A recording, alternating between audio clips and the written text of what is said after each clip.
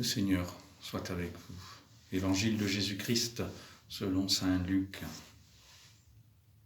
Jésus entra dans le temple et se mit à expulser les marchands. Il leur déclarait, l'Écriture dit, « Ma maison sera une maison de prière, or vous, vous en avez fait une caverne de bandits. » Il était chaque jour dans le temple pour enseigner.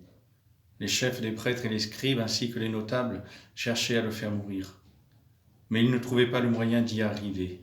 En effet, le peuple tout entier était suspendu à ses lèvres. Acclamons la parole de Dieu. Combien de fois avons-nous entendu cet évangile ? Voici que Jésus laisse de côté sa divine douceur au profit d'une sainte colère. Sans doute veut-il inviter son auditoire à changer son regard. Nos pratiques sont-elles réellement une ouverture à la rencontre avec le Père ? Il est des jours où Jésus pourrait surgir dans notre vie pour dire avec insistance comme un véritable ami, ne faites pas de la maison de mon Père une caverne de bandits. Dieu n'a qu'un endroit pour se dire au monde, c'est notre existence. Alors une question doit nous tenir éveillés dans notre foi et nous ramener dans notre silence intérieur. Qu'avons-nous fait de la maison de Dieu ? Qu'avons-nous fait de cette maison de prière ?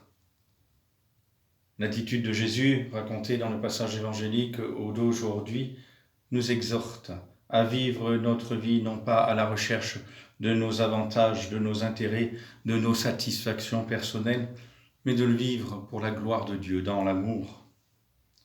Nous sommes appelés à garder à l'esprit ces paroles fortes de Jésus.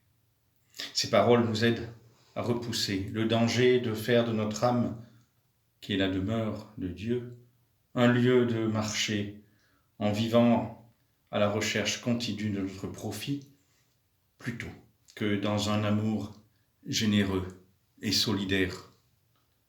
En effet, la tentation est grande de profiter d'activités bonnes parfois, et aussi de nos devoirs pour cultiver des intérêts privés, pour marchander avec Dieu.